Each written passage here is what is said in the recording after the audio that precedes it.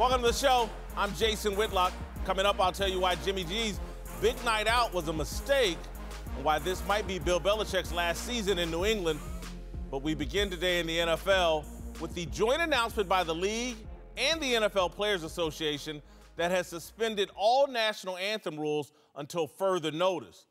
The two sides said in a statement, the NFL and the NFLPA, through recent discussions, have been working on a resolution to the anthem issue. In order to allow this constructive dialogue to continue, we have come to a standstill agreement on the NFL's PA's grievance and on the NFL's anthem policy.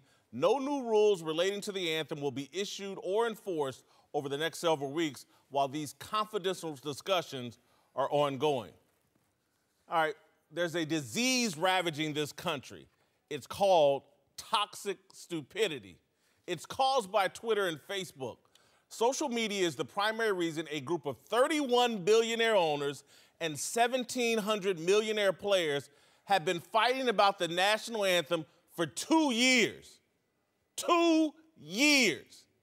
In 1996, it took the NBA 2 days to figure out what to do with Mahmoud Abdul-Rauf after he publicly stated the national anthem was a symbol of tyranny and oppression. The NBA suspended Rauf until he agreed to stand, and the league hasn't had a problem since. But that was before social media amplified and normalized toxic stupidity.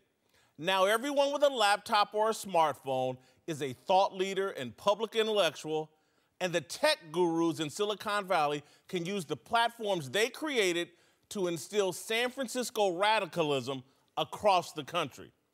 The NFL, the most powerful force in pop culture, and the #1 TV show on 5 different networks, is in the Silicon Valley crosshairs.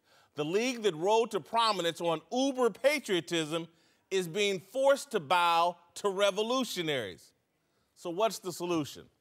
It hasn't changed from 1996. The cure for toxic stupidity is still common sense. You can't negotiate with toxic stupidity. The NFL tried that months ago and gave Malcolm Jenkins Players Coalition nearly $100 million to fund community-based work. That was supposed to solve the national anthem controversy. It didn't. It inspired a second shakedown. Now A.Smith and the NFLPA want their bite of the apple. A year or two from now, there will be a third and fourth shakedown. The common sense cure is a hard and fast rule. The NFL should impose something simple. You protest during the national anthem, you're immediately suspended for that game. Let Jarrell Casey and all the wannabe kneelers pay that fine. That's how you end this controversy. All right, joining me now, 3 former NFL players. James Harrison just came off the field this year. T.J. Houshmandzadeh, former Pro Bowler, and Bucky Brooks, former player and scout. I really think there's a simple solution here, and it will cause instant controversy for a week or two, and then it'll go away. You kneel, you protest, you don't play that game. End of controversy. Let me give you an instant problem to your instant solution. Yeah. Team's out of it. The whole team says, you know what, we're going to kneel. Nobody plays the game, you refund. Nobody gets paid. So you just refund. That would never happen because now you got to refund tickets. It's too much. Players really going to give up a game check. A whole team's going to give up a game check. You never know. If guys get together, it will because we're going to call your bluff now. Cancel the game. We'll cancel the game. Now what happens? Over not being able to kneel during the national anthem. It's not about the kneeling. That's the thing. Like it's come down to it's the national anthem protest. It's the national anthem issue. It's not a national anthem issue. It's social injustice issue. So what you have to do is change the name and get that off the board about the anthem issue. That's what we don't need. We need social injustice awareness. Okay. That's what it's all about. And you're saying, I understand you're saying right there is not the time to do it, okay? No. Right there is the time to do it because it brings awareness to it. Like you said, they may have gave all this money to whoever they gave the money to raise all this awareness somewhere else, and it's not getting any airplay. But you go and do it right there on that stage, now it's getting airplay. Who started this social injustice protest? The 49ers, Kaepernick, Reed, and those guys. Exactly. But then the Players Coalition is Malcolm Jenkins. Why? the guys that actually started this, they have no foot in, they have no say-so on what goes on, where the money goes. And so to me, that's problem number one. You get Malcolm Jenkins, Alquan Bolden, if I'm not mistaken, but Kaepernick, Eric Reed, those guys that actually started this, they have no say-so on what's going on. That's wrong right there within itself. I think the big thing is at some point, we have to be able to move past this. You talk about offering up a solution. At some point, we have to be able to get it away from that, whatever the protest is, and get it back to the game, because it has hung over the game's head for the past 2 years. They've politicized it. The president has made it a bigger issue than it's need to be. At some point, the players and the owners have to get together, come up with a solution that puts it on the back burner. It has been too long to have so many people taking attacks at the NFL. James, I want to go back to your point of it's somehow the media's fault, our fault for saying it's a national. It's not, James, because look, if they wanted the issue to just be talked about, the police and social injustice, you protest at City Hall or police headquarters as NFL players, everybody will talk about that issue. If you do it right before kickoff in an NFL stadium during the national anthem, people are going to talk about the national anthem. So when are they supposed to do it? Because you working all this time during the season. You like 8 months of season work. You're from 6 to 6.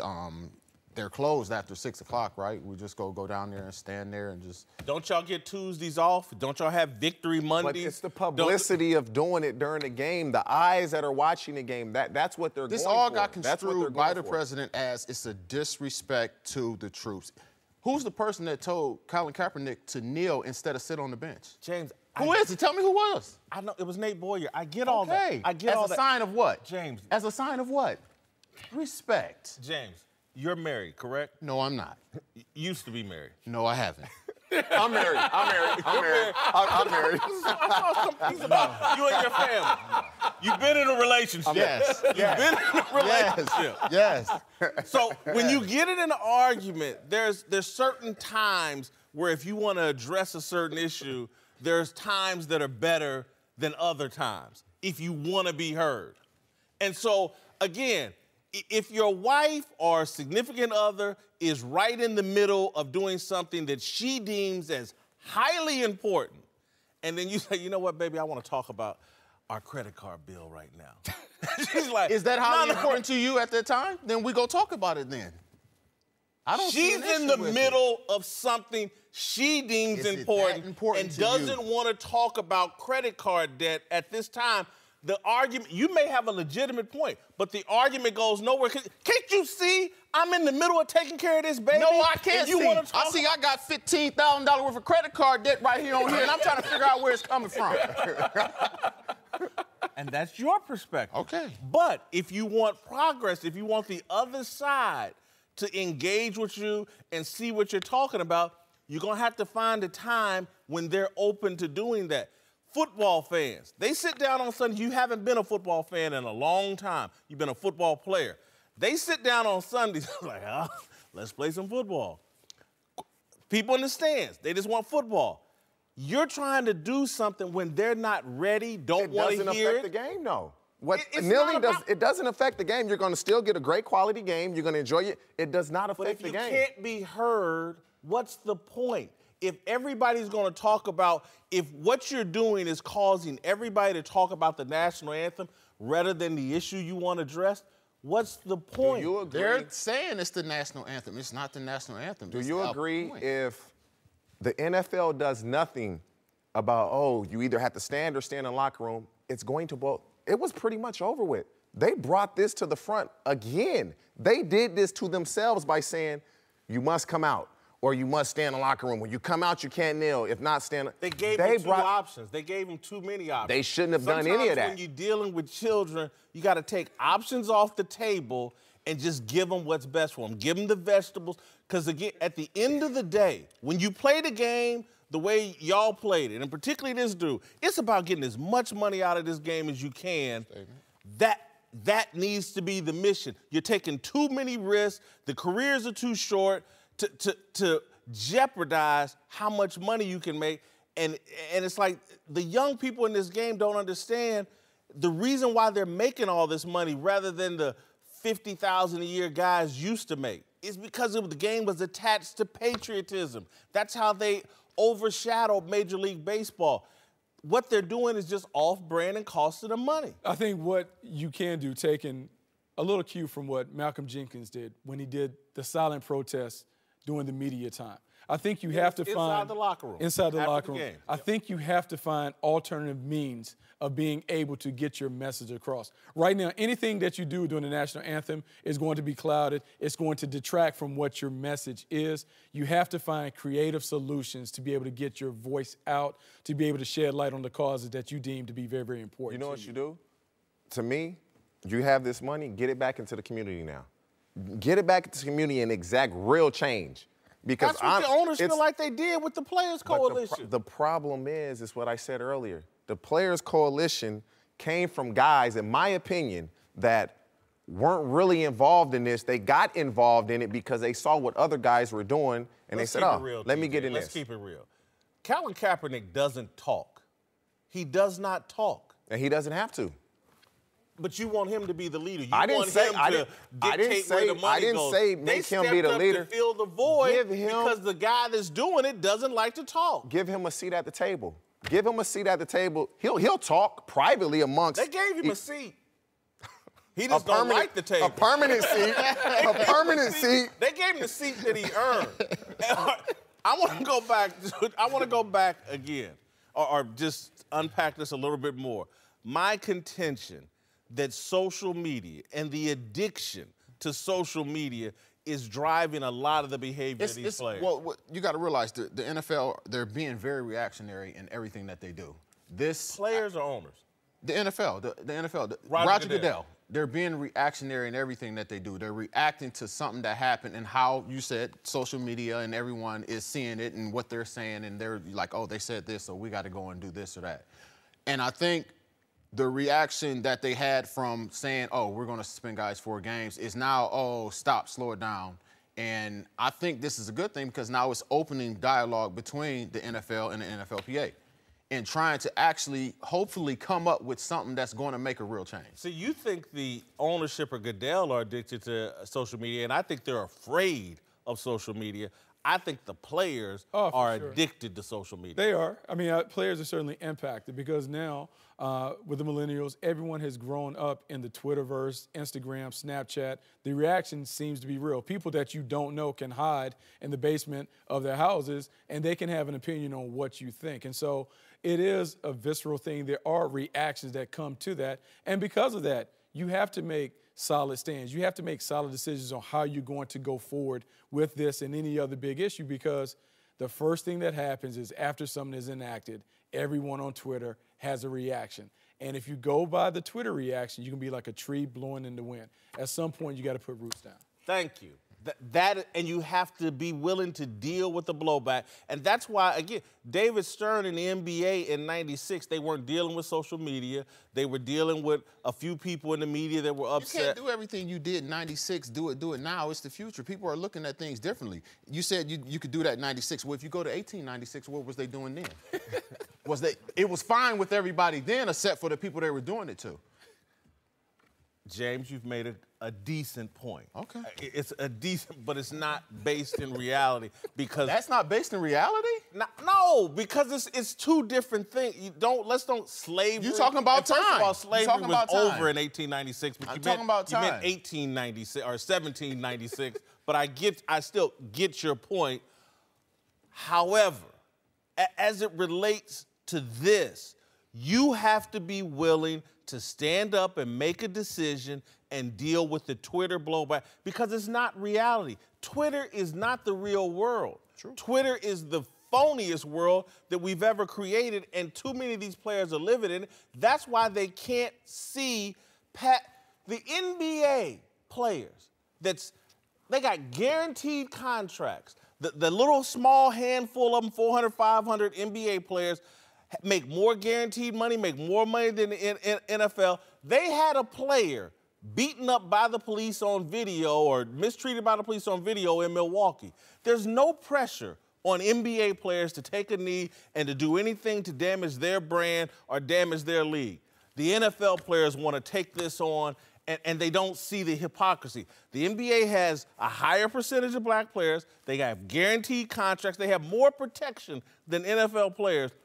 But y'all want to be the guys and look at the NBA stand on the sidelines and protect the shoe companies. That's why they won't make a move, because their real boss is the shoe companies, and they don't want the NBA players dirtying up shoe sales by doing something that will be perceived, whether it is or not, it will be perceived as unpatriotic. It's become the biggest problem pretty much in sports today, this national anthem issue. Honestly, they need to get you on there and you can kind of mediate this, because you make really good points. Every time we discuss this, you make really good points. And sometimes I'm like, oh, man, Jason. Yeah, I was like, he makes some good points, right? I'm like, but I'm not going with him all the way. You know? I'm right. I've been thinking about these issues my whole life.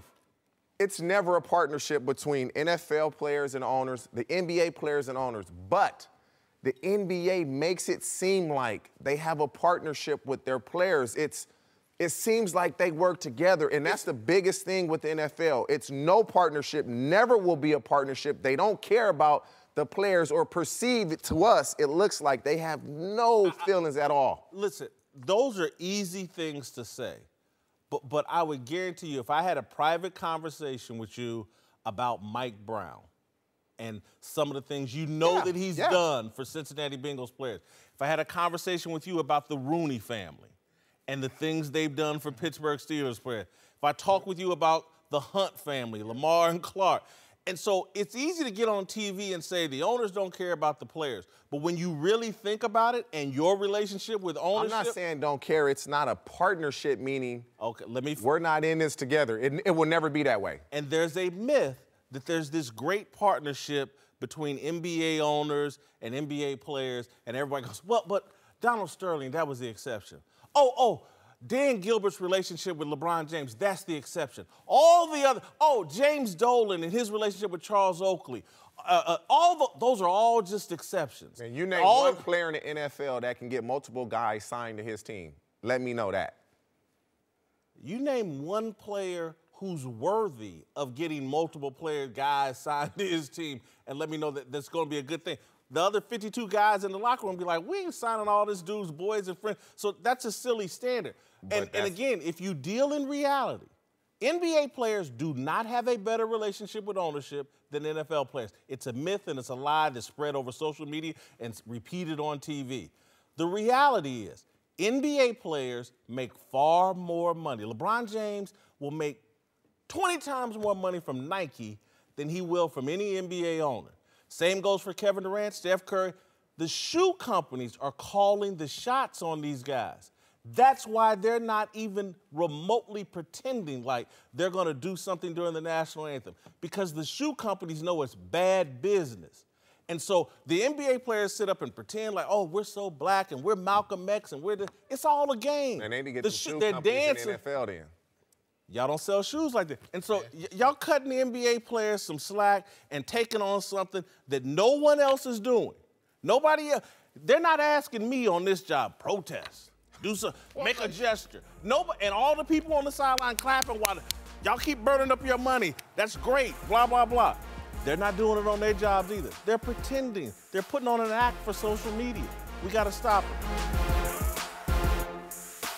All right, welcome back. James Harrison, Bucky Brooks, and TJ Houshmandzadeh are back. Let's return to the NFL, which joined with the NFLPA yesterday to put a freeze on the league's new national anthem policy announced back in May.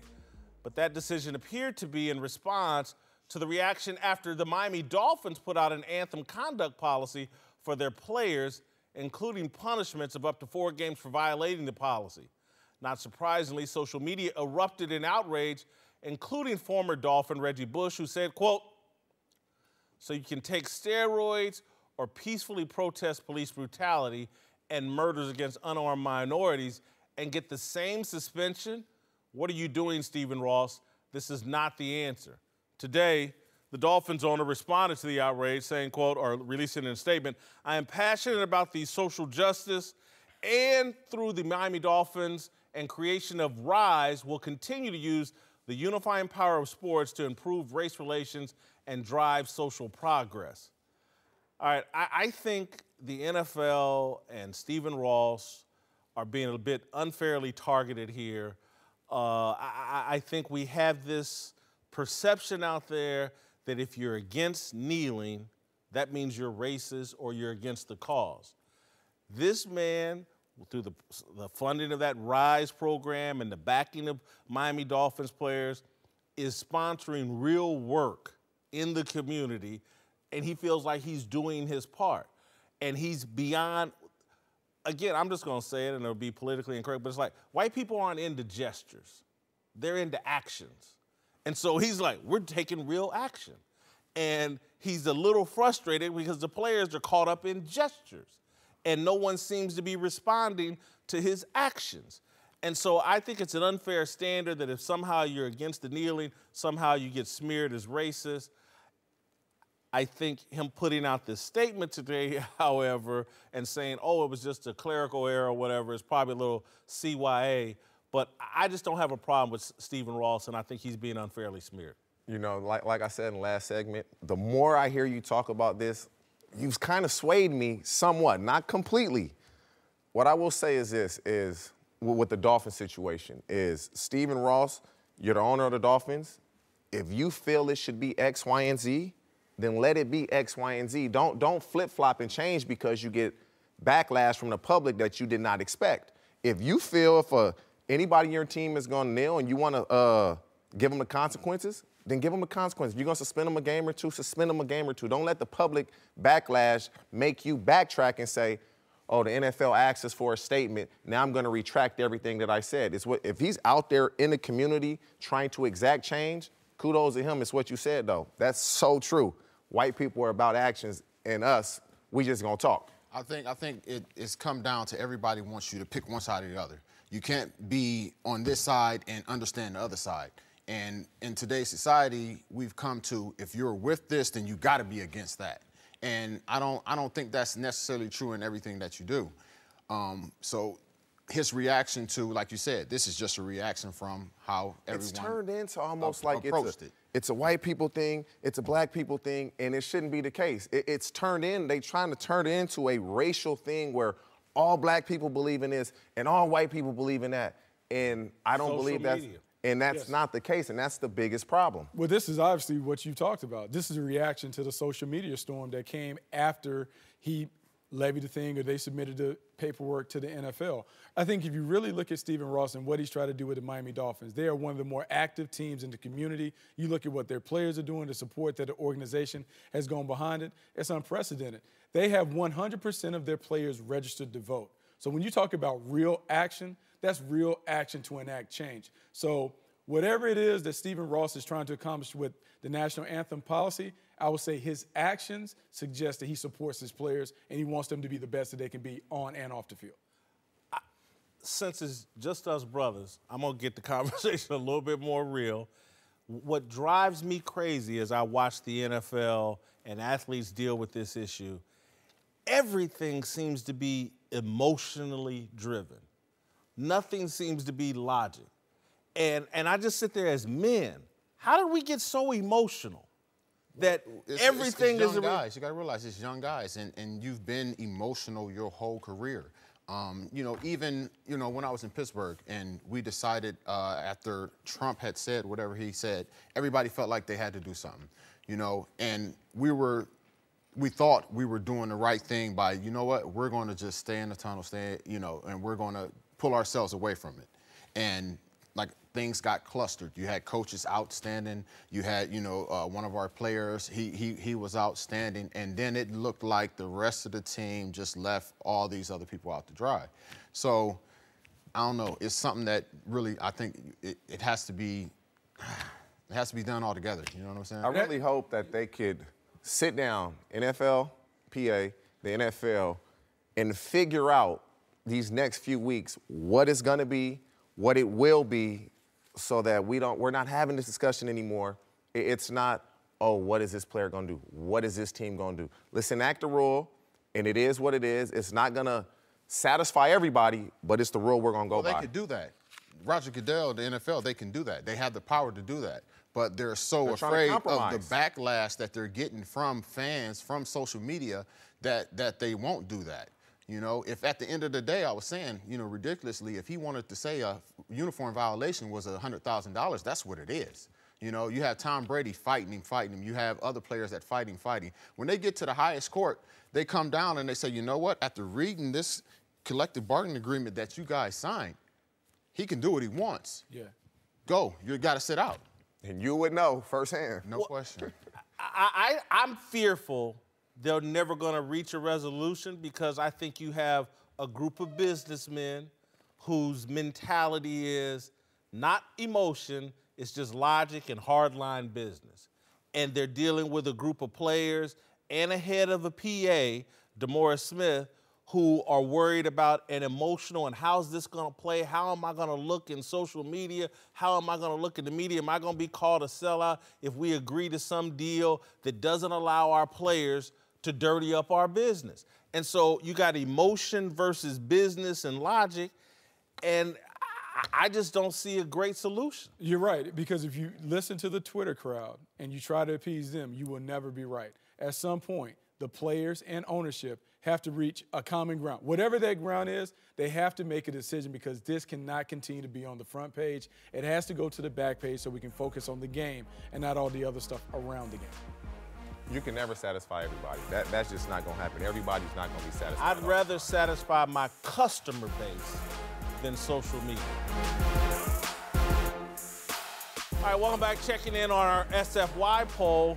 In their primes, who wins this matchup, Jason 6-foot Ogden Whitlock or James Harrison? As expected, it's a close race. I thought I would be winning now. It's a 50-50 split. I would kill James Harrison in our prime. That's false. I saw it when it was like 90-10, and then all of a sudden you told me you had to go to your room and things started. Yeah, I told my followers to make sure I did not lose that. All right, let's return to the NFL and talk some Jimmy Garoppolo, who is putting his good looks, fame, and massive new contract to use. I don't know if it's good use. He's being spotted out by TMZ at a Beverly Hills restaurant, arm in arm with an adult film star. The very public date has prompted a lot of reaction, including from the 49ers six-time Pro Bowl offensive lineman Joe Staley, who chimed in with a since-deleted tweet saying, quote, "I've been great protection for 49ers QBs throughout the years. Hope our new quarterback, Jim doesn't need much, but if he does, I'll be at the ready. Hashtag Jim is a great decision maker." I think that's some sarcasm here by Joe Staley. Jim is not a great decision maker, and a lot of this conversation can be funny and we can laugh, but I really think if I'm the 49ers, I'm concerned. Well, I know what he was thinking, but I don't know what he was thinking. You know what I'm saying? That's something that, you know, I think he's going to have to answer for, not just, you know, with coaches. I mean, when you get back into the locker room and camp starts, it's going to be some questions to ask about that. It's not quarterback etiquette, number one. Quarterbacks, they don't do those type of things. You're not going to date or porn. It's just something that you don't go out in public. In public, you keep Netflix and chill. That's what the youngsters call it now. So that's what he should have done. But it's stretch line in the locker room. Guys are going to kill him over this because it's just, you just don't, you nice looking, you young, and you rich, and this is what you do. Wow. No, I think from a franchise perspective, I think you always have to remember the quarterback is the face of the franchise. So he potentially could be tarnishing the brand in some way. And so when you think about, we don't see Peyton Manning, we don't see Matt Ryan, we don't see quarterbacks that are public figures that are expected to be outside of the head coach, the most important player on the squad.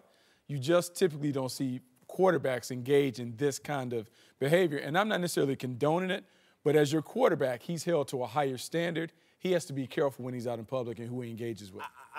Again, we can laugh and joke it off, but I think it's a serious issue, and I'm not passing any judgment. There's definitely some shadiness in my past and maybe in my present.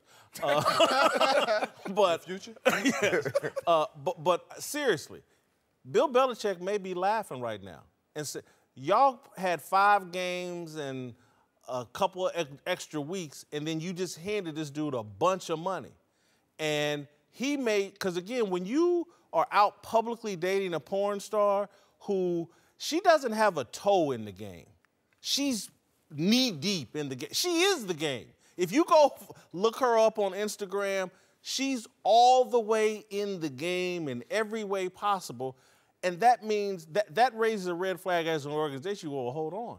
Drugs in the porn industry are like peanut butter and jelly. The criminal mafia element, peanut butter and jelly in the porn industry. And this is who you're out in public with. There's a lot of drama and baggage in her life that he's allowing into his life. Her friends, her associates, her lifestyle could impact. When I see him out in Beverly, I was like, I wonder how much sleep he's getting. I wonder, seriously, it's like, is he off into all the same things that she's off into? Those would raise red flags for me as an organization. It's just odd that you would see a starting NFL quarterback of his stature now, because of his contract, you can date whoever you want. But it's just shocking because you don't see this. Quarterbacks, you're not supposed to do these types of things, and it's just a shocker. And it's what you said, it's not funny, but it questions if this is the type of decisions you are making in your personal life, it makes you question them. You have to have a conversation. When he gets back to San Francisco, you have to at least have a conversation. You have to let him know, look, you're Jimmy Garoppolo. We just handed you a ton of money. You're representing the franchise every time you step out the door. So be careful with who you engage with because it's a reflection on the brand. And so that's something that's very real. It's something that has to be addressed. You remember, we'd be playing, guys would be in the locker room with a Smooth magazine and say, hey, call the agent and be like, hey, get the February issue of Smooth magazine, contact her agent, I want to fly her in. Now it's just, you just get on Instagram and shoot them a message, and voila, there it is. And that's the biggest problem. It's so the access is too immediate. Social media. Look, money liberates you.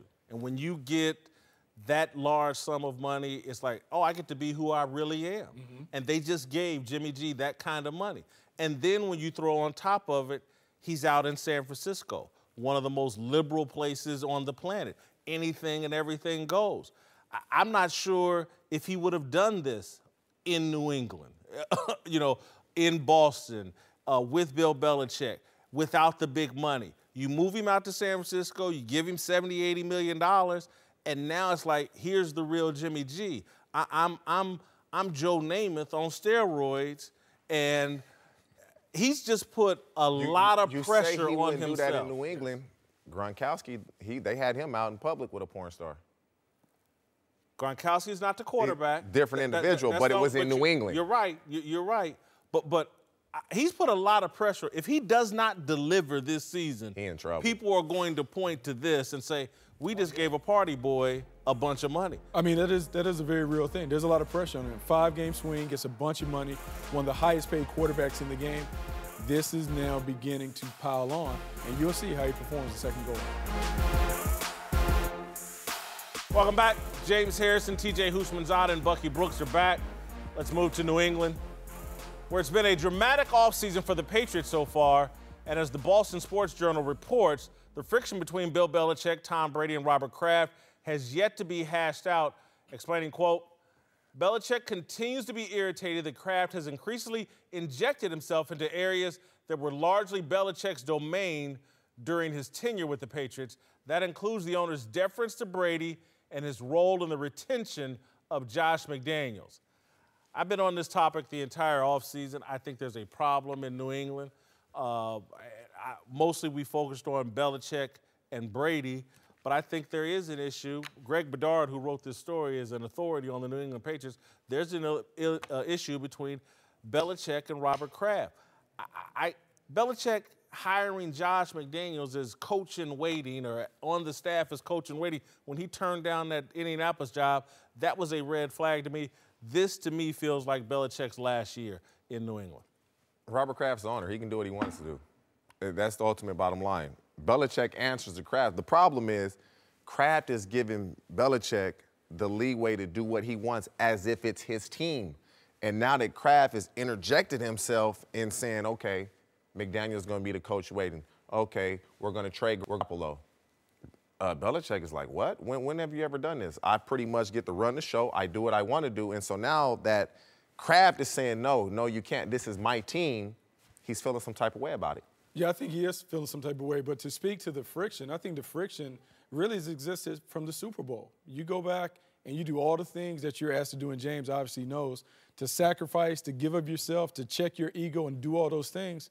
When you lose, it is harder to look at the guy the same way, particularly when there hasn't been the conversation about whatever took place in the Super Bowl. I think we are beginning to see some of the cracks in the foundation of the New England Patriots and the foundation that has made them perennial champions. James, you were just there. I don't feel like his tenure will end. You know, I think his tenure will end when he decides he wants it to end. And you know, just from me being there, I feel like just from conversations I've had with him, that's going to be sometime in the next few years. You know, maybe 2 or 3 years. I don't see it obviously being next year, but you know, it's a possibility it could be. You were just there a short time, yes. But to me it seems odd Josh McDaniels turning down that coaching job and coming back to New England. That makes him the coach in waiting, and Belichick is always a one-voice guy. When is the coach in waiting? Is it this year, next year? When do you think that is?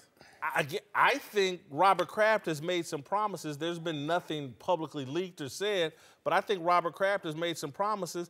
I think it's one more year. That's why Belichick isn't addressing it. If that happens, Josh McDaniels takes over. Tom Brady will prove that Belichick is not the reason he's winning. Tom Brady will play one more year. He can't prove that. Why can't he? He can prove that he's look, Belichick's a great coach. I'm not taking anything away from him. Bill Parcells never won a Super Bowl without Bill Belichick. Bill Belichick. I'm not taking anything away from him, but ultimately, the players play. Like I said, I was there for like a short period of time, but even with me coming in looking for stuff, you know, it wasn't blatantly obvious to me. I didn't see anything between their interactions when they did talk that made me think, oh, they're having issues. But like I said, I was there for, you know, 5-6 weeks, so. After the Super Bowl, have you stayed in contact with any of the Patriots in terms of like the people question about what happened with Malcolm Butler? I actually talked to Matty P, and what it came down to is they Matt thought. Patricia. Yeah. Okay. What it came down to is they thought that his practice leading up to that point, you know, wasn't up to par. So he didn't want to really tell you the truth. That's what he said. That's pretty much what it was. He didn't want to tell you to practice. The dude performed all year as one of your better defensive players, but he had a bad week of practice. Come on, man. Well, I mean, and I think that goes to the distrust. I mean, you talk about being in a game. We've all been in games where somebody is struggling. And when that person is struggling, players would go to the coach and say, Coach, we got to get him out.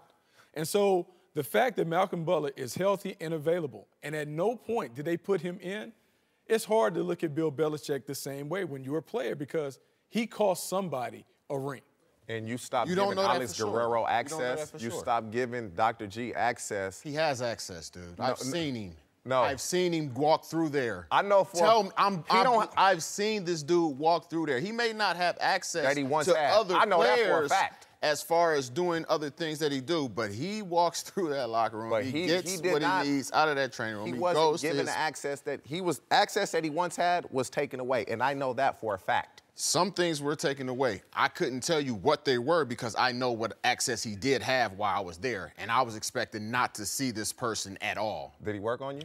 No. Man, I got my own method. And when you got that big money, that's expected. I want to stay here, though, on Alex Guerrero for a minute. Is that different than any individual trainer you saw in Pittsburgh having access in the locker room or to individual players in Pittsburgh? That's a big difference. They got their own thing there. I haven't had any, like, actual outside people that were coming in that they didn't have approved to work on the whole team, and it wasn't just, you know, just one individual. So the Alex Guerrero situation wouldn't have happened in Pittsburgh? I don't know. I mean, it depends, like, how, you know, he's been with him forever, you know. The man's 40 years old. He's still playing at the top of the game. He's rated number one player in the league. If Big Ben wanted to have his own personal trainer, the Steelers probably would have allowed it.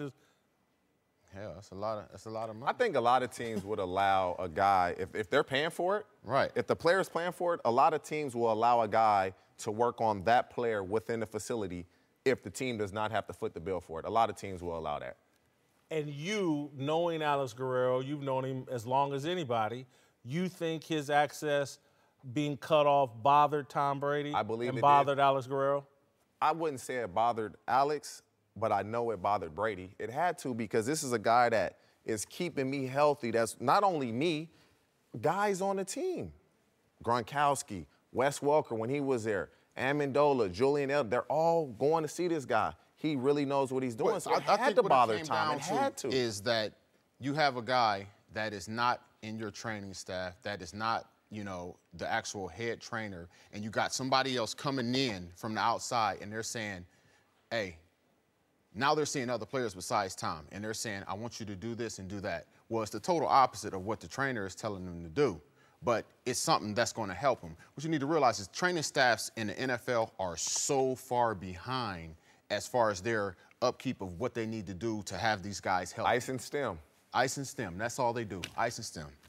You come in here, you break your hand, let's ice and stem. You pull a muscle, let's ice and stem. Ice and and that's not the protocol for everything. Things have changed. They have technology. They have studies that show it's different ways of doing things, and we're so far behind.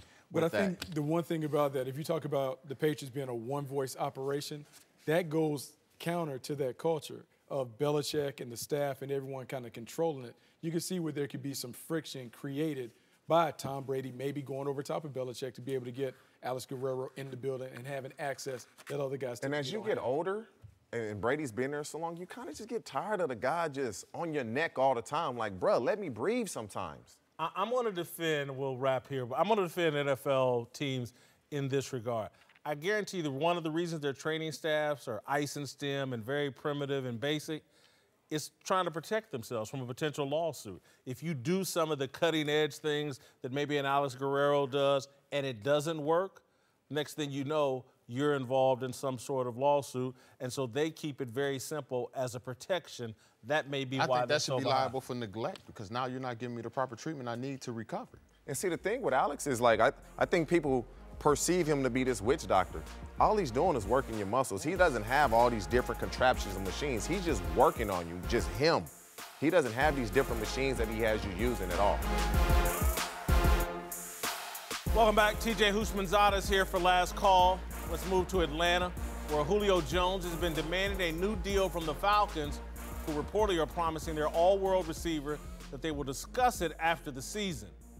TJ, should Julio trust the Falcons? I'm going to trust him. I'm going to take him for their word this 1 year. He has 3 years remaining on his contract at $34 million. You have no choice but to trust him. Now, can he completely trust him? That remains to be seen. He has no choice. I'm a little surprised to hear you say that, because I do think that he should trust them. And it's really not about trusting them. It's about trusting him. As long as Julio Jones believes at the end of this season, I'm still going to be the most talented wide receiver in the NFL and the best player. He's the best player on the Atlanta Falcons. They'll have no choice but to renegotiate with him at the end of this season. Yeah, I think for him, he's making $11 million per year remaining on his contract. I will wait and try to break what Antonio Brown's making at $17 a year. All right, real quick to Philadelphia, where Super Bowl MVP Nick Foles has been leading the NFL in merchandise sales this offseason, with Brady #2 and the guy Foles is backing up Carson Wentz at #3. TJ, are you shocked Nick Foles is #1? That is a shocker. But when Philadelphia wins their first Super Bowl, what can be expected? They're getting all the merchandise. Anything that has anybody's name on it, we're purchasing it. I am shocked, but it also, to me, explains why the dude should have went out and got his money this year and demanded a starter salary. He should be out of Philadelphia and a starting quarterback.